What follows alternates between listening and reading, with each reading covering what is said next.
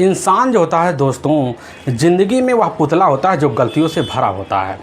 लेकिन हाँ, अपनी गलती सुधार करने के लिए इंसान को मौका ज़रूर मिलता है। लेकिन अगर उस गलती को आप बार बार दोहराए तो उसका जो अंजाम होता है उसके सामने आगे चलकर एक बुरे ही अंजाम की तरह पेश होता है। आज की घटना में सेम कुछ ऐसे होता है। एक महिला होती है।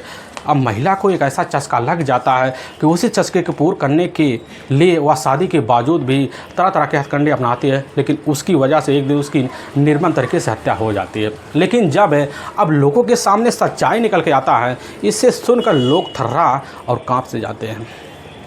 नमस्कार दोस्तों, मैं प्रदीप कुमार आपको इस क्राइम ऐसे कैसे चैनल पर स्वागत करता हूं। दोस्तों, अगर आप इस चैनल पर नए हो और पहली बार हो तो एक बार जाकर अपने इन्हीं प्यारे हाथों से आप इस चैनल को सब्सक्राइब और लाइक और शेयर ज़रूर करें, ताकि आपकी वजह से यह जो नया चैनल है, जो नया वीडियो है, आज काफ़ी लोगों तक पहुंचाया जा सके। और इसके लिए हम आपके तहे दिल से शुक्रगुजार रहेंगे। दोस्तों, आज की यह जो सच्ची घटना है, यह घटना है ठीक मध्य प्रदेश और उसी में ही मंदसौर एक ज़िला पड़ता है और उसी का ही करौड़ थाना पड़ता है। और उसी थाने के रहने वाले अब राम कुमार होते हैं मेहर। उनके परिवार, उनकी पत्नी होती है रानी मेहर। लेकिन उनके टोटल 3 ही बच्चे होते हैं। लेकिन उसकी दूसरी नंबर की अपनी एक बेटी होती है अब रानू मेहर, जिसकी उम्र लगभग 21 साल के आसपास होती है। लेकिन रानू मेहर का अपना ही जो ससुराल होता है अब गरौट होता है। लेकिन रानू जो थी ज़्यादातर अपने ही मायके में अब समय गुजारती, क्योंकि मायके जो होता है उसके खुशियों के लिए एक जीने का सहारा बन जाता है। लेकिन तभी मैं बात कर रहा हूँ ठीक इसी साल अब 25 मई का ही रात का। अब जैसे ही 8 बजे के आसपास का टाइम होता है तो रानू जो तो मोबाइल पे बात करते हुए अपने गांव के बाहर निकल जाती है। यहाँ तक कि सुबह 7 बजे के आसपास का टाइम हो जाता है। राम कुमार सोचने लग जाते हैं कि हमारी जो बेटी है अभी तक घर वापस लौट के क्यों नहीं आई। वह चिंतामय हो जाते हैं, अपनी बेटी की तलाशी करते हैं, गाँव में काफ़ी घर जाते हैं, काफ़ी जगह छानबीन करते हैं। लेकिन 4 दिन का वक्त बीतने का हो जाता है। पुलिस की टीम भी अचंभे में पड़ जाते हैं कि आखिर रानू जब गुमशुदगी का मुकदमा थाने में दर्ज करवाने आए थे तब से पुलिस भी लगी पड़ी है। अभी तक पुलिस के सामने रानू की कोई भी जान पहचान के लिए सबूत ना मिले हैं। अब पुलिस की टीम भी अचंभे में पड़ जाती है। रानू की तलाशी करने के लिए अपने हिसाब से मुखबिरों और साथ में सर्विलांस की टीम की अब मदद लेती है। तभी 29 मई को ही थाना प्रभारी को खबर लगता है, जो गरौड़ थाने के थाना प्रभारी होते हैं, सूचना मिल जाता है जो गांधी सागर जलाशय है ठीक उसी के ही बैक वाटर है, वहीं में एक महिला की डेड बॉडी तैर रही है। सूचना पाते वहाँ पहुँचते हैं और वहाँ काफ़ी लोग होते हैं और सूचना इसकी जानकारी अब जाकर राम कुमार मेहर को लग जाती है। वह भी खबर पाते वहाँ पहुँचते हैं, लेकिन बॉडी को जब देखते हैं फूली अवस्था में पहचान करने में बड़ी असमर्थ दिखाई देते हैं। लेकिन पहनावे को देख कर तुरंत शिनाख्त कर लेते हैं तो हमारी अपनी बच्ची अब रानू मेहर है। दहाड़े मार कर चिल्ला पड़ते हैं। पुलिस की टीम वहीं अब राम कुमार मेहर से पूछताछ करती है तो सारा का सारा जो शंका होता है अब गांव के रहने वाले राम निवास सोलंकी पे मर देते हैं। पुलिस की टीम बॉडी को पंचनामा भर्ती उठाकर अपने ही नज़दीकी सरकारी जो अस्पताल होता है पोस्टमार्टम भिजवा देती है और इधर राम निवास सोलंकी की तलाशी करने के लिए लग जाती। पता चलता राम निवास 4 दिन से तो दिखाई नहीं पड़ रहा। शंका और बढ़ जाता। मुखबिर लगाए जाते हैं। मुखबिर के द्वारा ठीक जो होता है 1 जून को सूचना मिल जाता है कि इस समय गांव के बाहर एक पंडित जी का टेबल है। उसी टेबल पर राम निवास सोलंकी छुपा हुआ। वहां से पहुंचते पुलिस की टीम कब्जे में लेकर थाने पहुंच जाती और पूछताछ करते बिना किसी शक्ति दबाव के राम निवास जो होता है इधर रानू मेहर की हत्या को जुर्म कबूल कर लेता है। लेकिन अब जो सच्चाई रखते सुनने के बाद हर किसी का जो कलेजा होता है वह मुँह को आ जाता है। असल में इस घटना की जो शुरुआत होती है ठीक 4 साल पहले एक दिन जो होता है अब राम निवास सोलंकी गांव के बाहर तालाब में मौके पर स्नान कर रहा था कि युवती पहुंचती। वह युवती कोई और नहीं होती है बल्कि रानू मेहर होती है, जिसकी उम्र लगभग अब 16 साल के आसपास होती है। तो रानू जैसे ही अब इधर राम निवास को देखती करने लग जाती कि हमें भी तैरना सिखा दो। लेकिन यह बात जैसे ही राम निवास सुनता करने लग जाता है कि तैरना हम तुम्हें बड़ी जल्दी सिखा देंगे। रानू कह देती है अगर तैरना आप सिखा देंगे तो आप गुरु दक्षिणा जरूर लेंगे। और यह बात जो होता है राम निवास होता करने लग जाते हैं हम गुरु दक्षिणा तब लेंगे जब हमारी मर्जी होगी।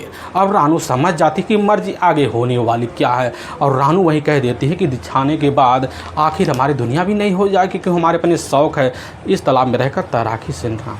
यह सब जो होता है बल्ले जल्दी राम निवास समझ जाता है और वही तालाब में उतार लेता है और रानू को जब सिखाना शुरू कर देता हरकते को समझ जाता कि रानू की चाहत अब कहाँ तक है। और उसी तालाब में जो होता है उसी दिन रानू अपनी मर्जी के ही जीवन जीने के लिए राम निवास से संबंध बना देती है और पहली बार एहसास होने के बाद इधर रानू को रोज का रिश्ते के अद लग जाता है और यह सिलसिला चलने लग जाता। 4 साल का वक्त बीतता। इसकी खबर जाकर रानू के पिता राम कुमार को लगता है। सन सरह जाते हैं और खबर पाते हैं शादी करवाने का फैसला बड़ी जल्दी जो होता है अपने थाने के रहने वाले इलाके के लड़के सोनू शादी करवा देते। अपने मायके तो छोड़ती है, लेकिन वह मायके छोड़कर जब जाती है ससुराल में रहकर अपने ही आशिक की याद करती है। सोच लेती है यहाँ तो हमें पति से वह सुख नहीं मिल पा रहा है जो अपने आशिक से उस तालाब में मिल रहा था। यही सब सोच साच कर हर वक्त कदम उठाने के लिए तैयार बैठ जाती है और अपने ही मायके आती और मायके जब पहुँचती जो होता है रामनिवास से रिश्ते से मिलकर अंजाम देती है, क्योंकि लत जो होता है रामनिवास की वजह से रानू को लग चुका होता है और उस लत को पूरा करने के लिए हर वक्त कोई ना कोई मौका ज़रूर ढूंढते और तभी ठान के बैठ जाती कि अब हमें शादी जो होता है आगे चलकर अपनी ज़िंदगी का जो पति होता है रामनिवास को बनाना पड़ेगा। और जब भी रामनिवास की 5 पहुँचती शादी के लिए दबाव मारती और शादी की बात सुनकर टरका दिया करता था और अपनी ज़रूरत जो होता है रानू खुद जो होता है रामनिवास से मिलकर पूर्ण कर लेते थे। लेकिन समय जब बीतता है रानू को एहसास हो जाता कि अब समय ना बचा, हमें जल्द जल्द मिलकर शादी कर लेनी चाहिए। और तभी ठीक जो होता है 25 मई और साल 2025 का है। रात का जब 10 बजे के आसपास टाइम होता है तो इधर रानू मेहर जो होती है अपने मायके पहुंचती है और पहुंचने के बाद जो होता है उसी वक्त फ़ोन कर देती है रामनिवास के पास। रामनिवास खबर पाता खुश हो जाता है और इधर तालाब पर मिलने के लिए खुद जो होती है पहुंच जाती है और रामनिवास वहीं होता है। दोनों के बीच जब बात होती है पहले तो प्यार मोहब्बत की बातें होती हैं, फिर दोनों के बीच अनैतिक संबंध पनपते हैं और पनपने के बाद जो होता है जाकर दोबारा वहीं रानू रामनिवास से शादी की बात छेड़ देती है और छेड़ने के बाद जो होता है इधर हरकत को देखकर खुद रानू समझ जाती है कि शादी करने के लिए हमारी ज़िंदगी में अब जो होता है कोई दिलचस्पी रामनिवास का ना दिख रहा है और रामनिवास ठहरा जो होता है मर्जी का मालिक। और उसी समय रानू से कह देता है कि ऑलरेडी तुम शादीशुदा भी हो और तुम्हारा अपना पति भी है और खुशनुमा ससुराल भी मिला हुआ है, आखिर तुम्हारी ज़िंदगी को हम बर्बाद क्यों करें। लेकिन यह बात जब रानू सुनती कहने लग जाती कि पहले क्यों ना सोचे और इसी बात को लेकर दोनों के बीच झगड़े तगड़ा शुरू हो जाते हैं और रामनिवास सोलंकी का जो हाथ होता है अचानक रानू की गर्दन पर पहुंच जाता, वही गला दबाकर हत्या कर देता है और कहने लग जाता कि लो हमारी ज़िंदगी में आए हुए कांटे को बड़ी जल्दी हमने हटा दिया। ले जाकर तालाब के जलकुंड में तौर डंप कर देता, वहाँ से निकल जाता है। फिर इसकी सूचना जाकर कैसे न तैसे मुखबिर को दौलत थाना भरवे को लग जाता कि तालाब में 4 दिन बाद एक युवती की डेड बॉडी मिली है और वहीं से पुलिस के सामने सच्चाई निकल के आ जाता है। लेकिन वाकई में दोस्तों और पुलिस के सामने जब सच्चाई रामनिवास सोलंकी के द्वारा आता है पुलिस की टीम चल जाती है और वहीं से रामनिवास सोलंकी अपने कब्जे में लेती है, ले जाकर वहाँ के कोर्ट पेश कर देती है और कोर्ट में रामनिवास सोलंकी के ऊपर काफ़ी गंभीर धारा में मुकदमा दर्ज करके ले जाकर हमेशा के लिए जेल के सलाखों के पीछे डाल दिया जाता है।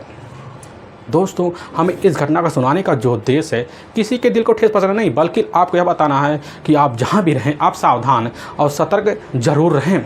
और फिर मिलेंगे एक नई वीडियो के साथ, तब तक के लिए जय हिंद और जय भारत।